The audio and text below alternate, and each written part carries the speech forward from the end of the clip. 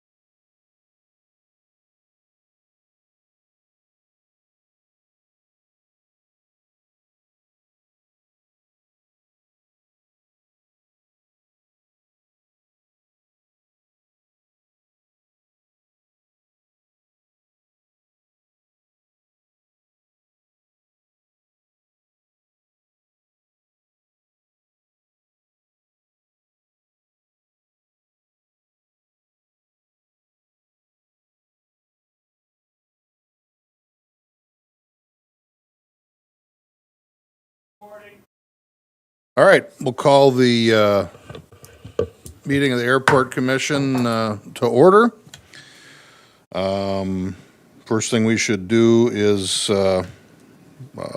election of officers.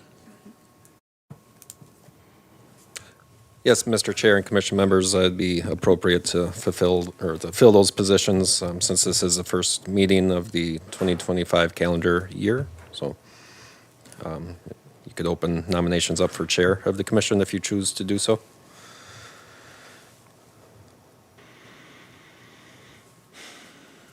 Okay.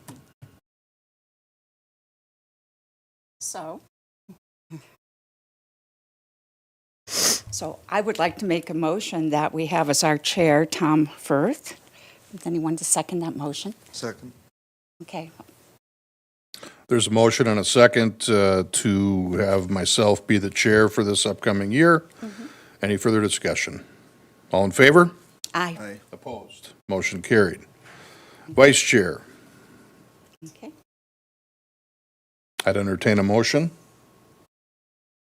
Motion for Rosemary to continue on as vice chair. Okay, I second. There's a motion and a second out there to have Rosemary Greer be the Gear, sorry. Yeah. To be the vice chair for this year. Any further discussion? All in favor? Aye. Aye. Opposed? Motion carried. And for secretary, I'd entertain a motion to have the city staff perform the duties of secretary. Do I have a motion? Make a motion. I second the motion. Motion and a second to have the city staff to perform the duties of secretary. Any further discussion? All in favor? Aye. Aye. Opposed? Motion carried. Approval of minutes. Give you just a moment if anyone needs to dive back in and look at the minutes. Make a motion to approve. I would second the motion. Okay, we have a motion and a second to approve the minutes. Any further discussion? All in favor? Aye. Opposed? Motion carried. Okay.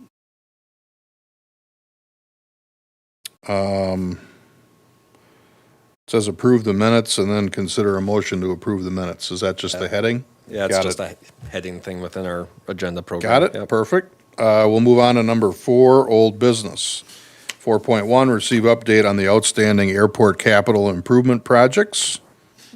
Right, thank you, Mr. Chair and Commission members. Just kind of a quick summary of where we're at with the number of projects we have going on at the airport, currently in mostly design phase right now. We'll just go through the list. So our parking lot reconstruction project, we are waiting to close that out. Construction's complete. We're just waiting on closeout documentation from the state and the feds on that project. Next project is the AWAS system replacement. The environmental review is complete. Mean Hunt is working with the state of Minnesota on the development of the civil site plans for the project. The city will construct that under a contract. AWAS components will be constructed by the state of Minnesota. We're looking at late ‑25 or into '26 with that project finished design and construction. The task order 2020-04, that includes multiple different projects. So that's the apron expansion for the fuel system and taxi lane extension for hangar development and airfield pavement maintenance. The runway is experiencing, the pavement is now, we're at 12 years old. So normal, freeze thaw cycles, we're getting some expansion and contraction cracking on the primary runway surface and the adjoining taxiways as well. So we're taking advantage of having a project and lumping all of these different components into one project. So touch on the apron expansion portion first, and we'll dive into the other portions as well. So the graphic up on the screen kind of highlights the area in blue. That kind of lighter blue is the apron expansion area, and this is really to accommodate the fuel system, which is the next project we'll talk about on the list as well. So this is going to be constructed off the south end of the existing apron. Bituminous pavement, except at the fuel system area, will be concrete pavement at that fueling station location. Work associated with that does include closure of crosswind runway 422 due to storm sewer work, and that's kind of in that darker blue that encroaches into the crosswind runway surface, just so we can get the storm sewer piping in and whatnot. Also in the same area is the taxi lane extension, and that's shown in the orange part of the graphic, and that would be off of the apron expansion area to the south of the heated hangar that's currently out at the airport. And then that taxi lane area would go in and some minor site grading to accommodate future development of box hangars at that location. So other than the crosswind runway closure, this really doesn't impact the airspace during this portion of the project. Taxiway B, or Taxiway Bravo, will be closed while that work is taking place, so Taxiway A2 will be the primary means of access to the terminal building. Let's see here. There we go. Next graphic here is for the airfield maintenance portion of the project. So the area in purple is, we're considering probably the first phase of the airfield maintenance, and that'll be on the primary runway. So during this portion of the project, the crosswind runway will be open. So the contractor, depending on phasing and how they want to go about this and what part they want to tackle first, if they do the apron work and that pipe work first, then that'll have to be restored prior to moving into the runway portion of the project, just so we can ensure that the crosswind runway is back in operation. We're giving the contractor 3 days to complete this work, so it consists of crack filling and then a couple areas of mill pavement removal and patching, just because there's some heaving and cracking that's too significant to be repaired with just normal crack fill operations. So that shows the phasing there. Again, primary runway 1533 will be closed during this portion. Again, 3 days, but crosswind runway will remain open. I think 3 days is be the max. Obviously, that would be closed. The hope is it can be completed in 2 days, but gave 1 extra day of buffer on that. The purple lines going out, in and out of the apron area, that's just the means of access for the contractor. So that's what that is showing as well. And then the dotted lines within the crosswind runway and apron and taxiway Bravo is the means of access for our pilots visiting the facility. All right. So at completion of the runway portion of the maintenance, then work will begin on the taxiways. At this point, runway 1533 will be open. Taxiway A1 would be the portion of the taxiway that would be getting the maintenance done. You can see the closure areas would be from north end of taxiway to the intersection with taxiway Bravo. And then the larger portion of the taxiway from taxiway Bravo down to the south end, or the 3-3 end, would be at the completion of the northern portion. So it would be taxiing on primary runway 1533. Whoops. And that would be the phasing portion of the airfield maintenance project. So any questions on the phasing or anything before I move on to the next project that we have listed? Could I ask a question? Absolutely. Do we do anything so that pilots are notified during those 3 days that Yeah. the runway is going to be closed and they can Yeah. use the other? Good question. So for our fixed based aircraft that are housed here in New Ulm, we will send an email out hopefully 2 to 3 weeks prior to construction beginning, so they're at least aware of the anticipated project timelines. Obviously, that may shift due to weather, but we want to give our based aircraft as much notice as possible. And the contractor will work with North Star Aviation for issuing NOTAMs that the runway will be closed. So. Thank you. Yeah. All right. I mean, nothing else. We'll move into the fuel system. This is maybe a slightly older graphic, but I thought it still is fairly accurate, showing the fuel system work.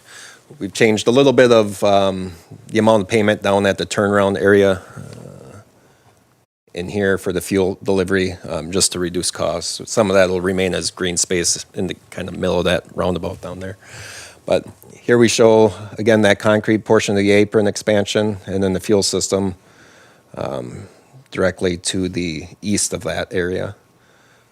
We're looking at 12,000 gallons for Jet A and 100 LL for the fuel tanks. Again, they'll be above ground, fuel dispensing cabinet and everything will be housed right there. Should be much more convenient for fuel deliveries compared to our existing setup. It's going to separate all that delivery traffic from the airfield traffic and whatnot. Mr. Page, if I'm missing anything, feel free to jump in at any time. So,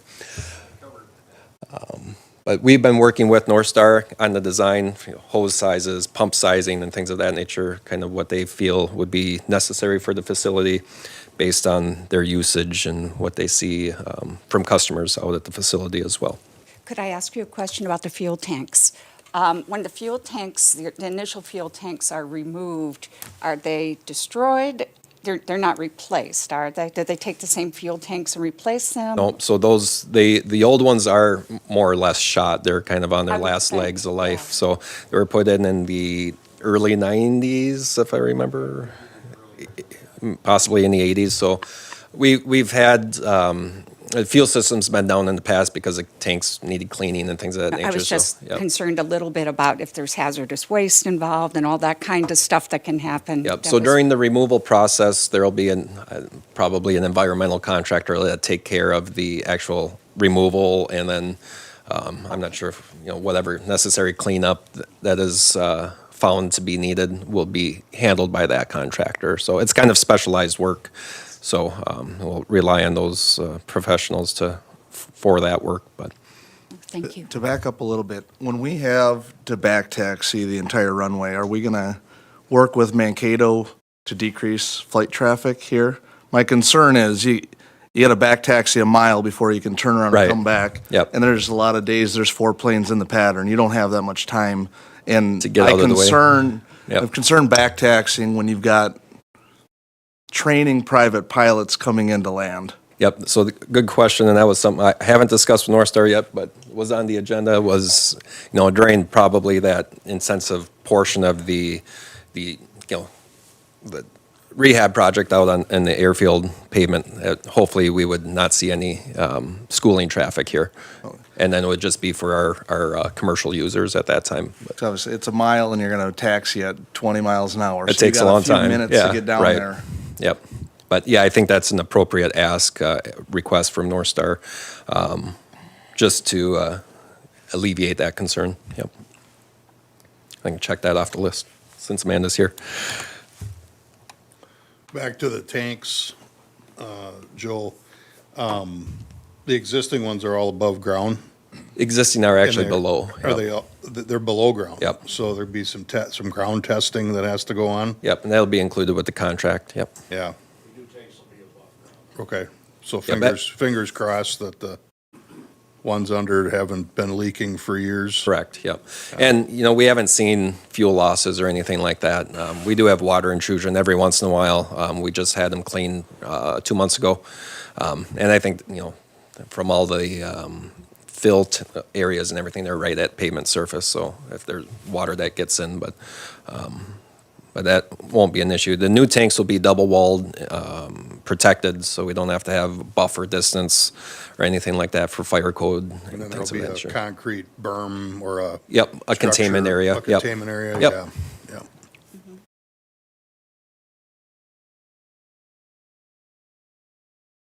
All right, I think that's all of my exhibits. So,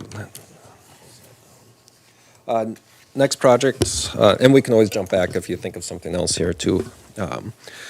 Next task order is the proposed Crosswind Runway 927 environmental update. It's been which usually is quite a lengthy process, has been condensed down into a period of 4 or 5 months.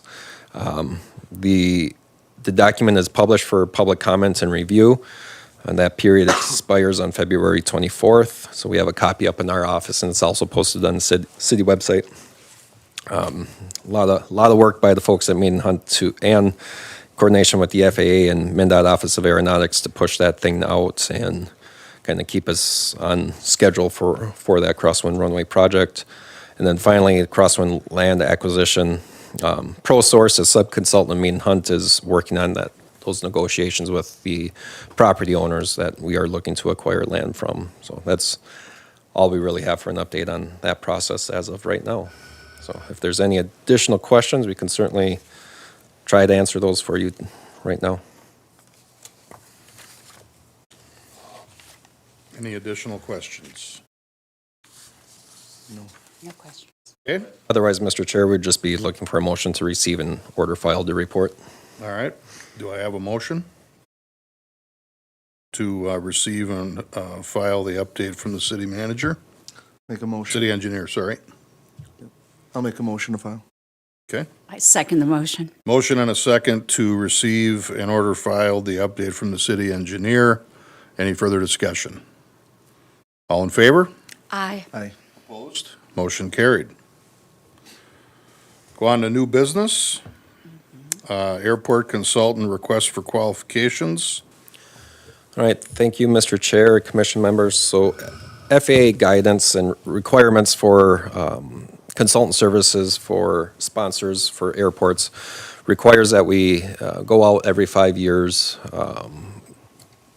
for a request for qualifications to provide those planning and engineering services at airports. And that's through FAA Circular 150, 5100, 14E.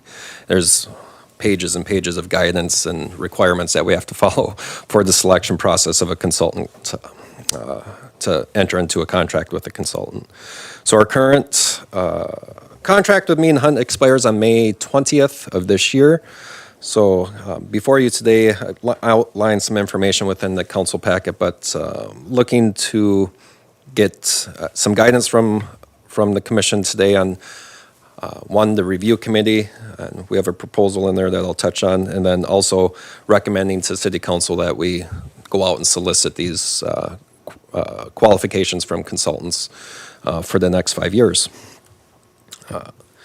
As I previously stated, that our staff's recommendation would be that the city engineer, assistant city engineer, city planner, and the city manager would consist of the review committee. It can be any makeup of individuals, but that would be at least our recommendation.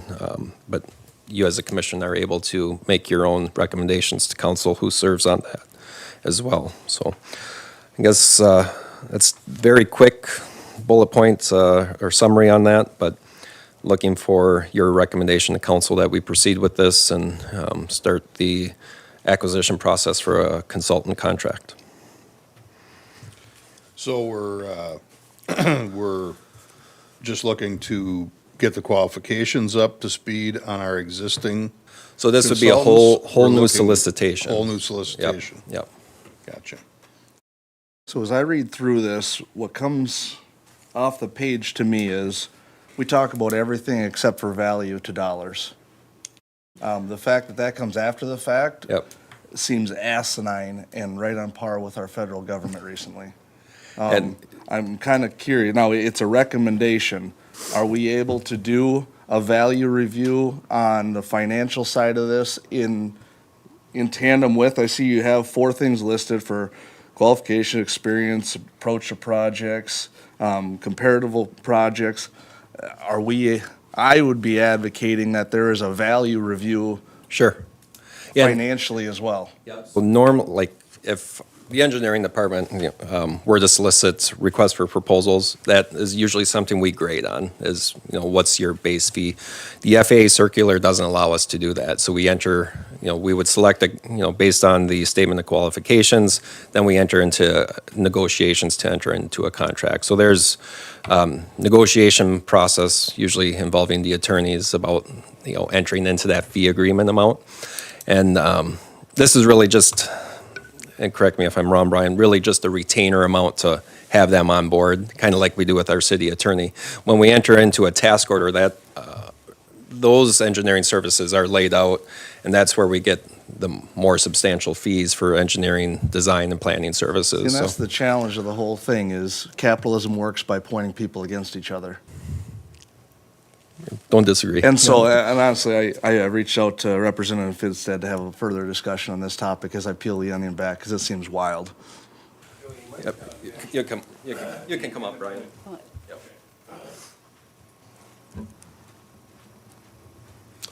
Brian State your Page, name and address. Yeah, Brian Page with Mead and Hunt from Minneapolis. Something to your point, I just wanted to point out that there is a process that we have to go through. We are required to go, well, we aren't. It's actually the city is required to go through. It's called the Independent Fee Estimate, IFE. And in the 5100-14 that Joe had actually referenced earlier, there is a requirement for all of the contracts that are based on fee that they actually go through a fee analysis. And whether that's done by city staff, depending on the contract size, if it's a relatively small procurement, the city staff can do it. Or if it's a larger procurement, and usually a larger procurement is going to be something in excess of $100,000.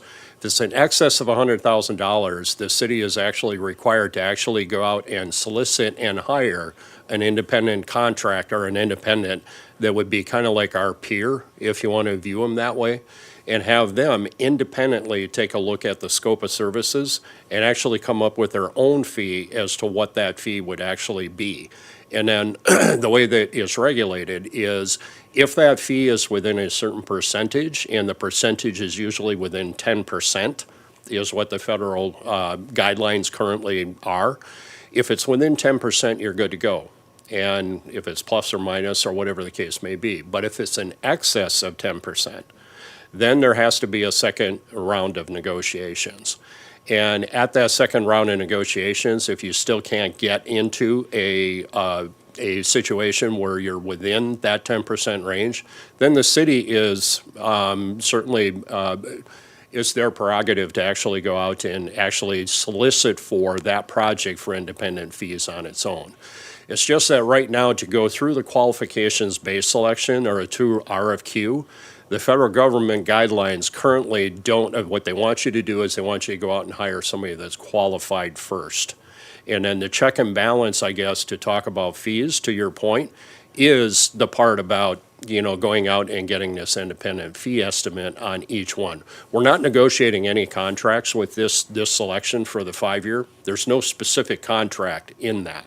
So there is nothing, no dollar figures to really put inside that to begin with.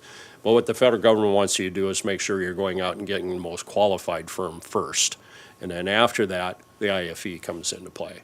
So I'm with you 100%. I mean, in today's environment, just how sensitive things have become in today's day and age, and just looking at all these things. But again, there are checks and balances in the current system to be able to address just exactly your concerns. Thank you for that. Okay? Brian, could I ask you, so your firm from time to time fills out these RFQs for other projects, I do. probably knowing you may or may not get them? Correct. Right, so that's just part of doing business. This is a requirement that if you are going to be eligible for federal funds, the maximum is 5 years. And we're at that, Right. it's hard to believe, but we're at that 5-year window. Right. This is, I think, will be our 5th go around. So we've been your consultant at the airport for probably 24, 25 years. So what we're looking at doing is this is a requirement, and as a matter of fact, we watch it and mention to Joe that, hey, our contract is coming up, so we need to go through this process. And yes, we do this at all of our airports where we're working, all over many airports in the state of Minnesota and beyond. So this is something that at a maximum of 5 years is just a requirement, a formality. And you don't have to, the request for qualifications isn't something you have to do job by job. It's just something you need to do every 5 years. Correct. And then you still go bid, like you said, on the individual jobs. But at least the municipality is aware that you've met the qualifications. Good point. And, I see what you're saying about the, putting the cart before the horse, but At the same time, if you requested all the fees and everything up front, you'd end up getting great fees and perhaps someone that's not qualified. So then you go back all the way around again. So it's kind of tough, and correct me if I'm wrong, Mr. Stadheim, but the city treats services, or is allowed to treat services a little differently than assets. Like if the city is to go out and buy a truck, there's certain things they have to follow, whereas if they're going out soliciting services, attorney services, accounting services, consulting services, there's a little bit different, they don't necessarily have to take the low bid. Correct. Yep. The qualifications actually mean more than the low bid. Yeah, there are exemptions for professional services that we don't have to abide by the low bid templates. Generally, like I said, on the engineering side, it's a mix of qualifications and fee. But we rate the fee probably a lower scoring category than we would the actual qualifications on, what we do for the engineering department.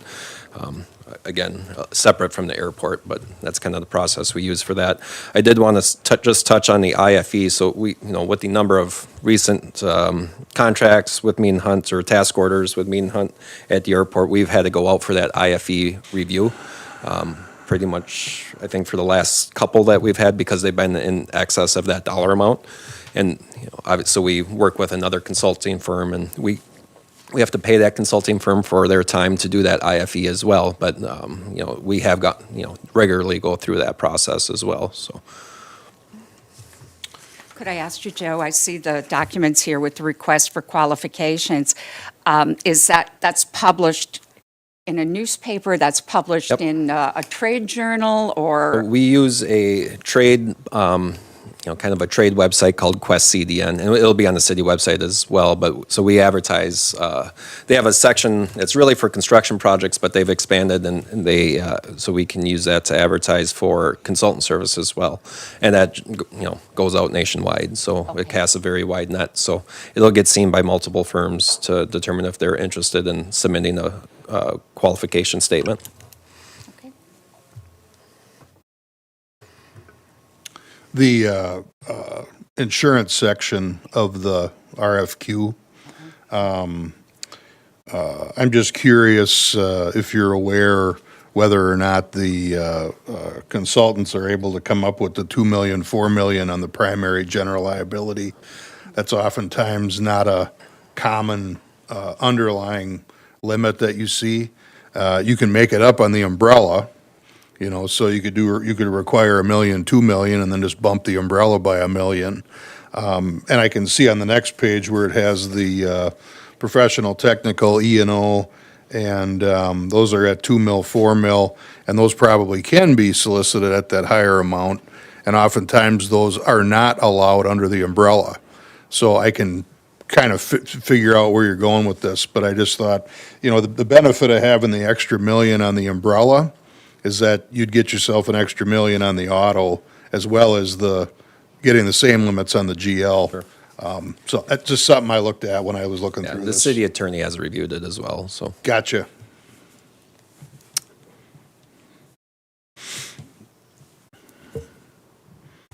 Okay. I'd consider a motion to recommend the city council authorize the airport consultant request for qualifications and makeup of the review committee, and the review committee to be made up of the city planner, the city engineer, and the city manager, And assistant city engineer. and assistant, I knew I missed one. City engineer. All right. Looking for a motion. I would like to make a motion to do exactly All what that Tom- stuff? All that Yeah. stuff that Tom just said. It sounded good. It sounded really good. I'll make a second. All right, there's been a motion and a second to consider a motion to recommend the city council authorize the airport consultant request for qualifications and makeup of the review committee to consist of the city planner, the city manager, the city engineer, and the assistant city engineer. Any further discussion? All in favor? Aye. Opposed? Motion carried. Any other business? Mr. Chair, that's all I have for you today. Okay. Anything from the commissioners? Nothing? Then I would entertain a motion to adjourn. Motion to adjourn? I second a motion. Motion and a second to adjourn. Any further discussion? All in favor? Aye. Opposed? Motion carried. We are adjourned.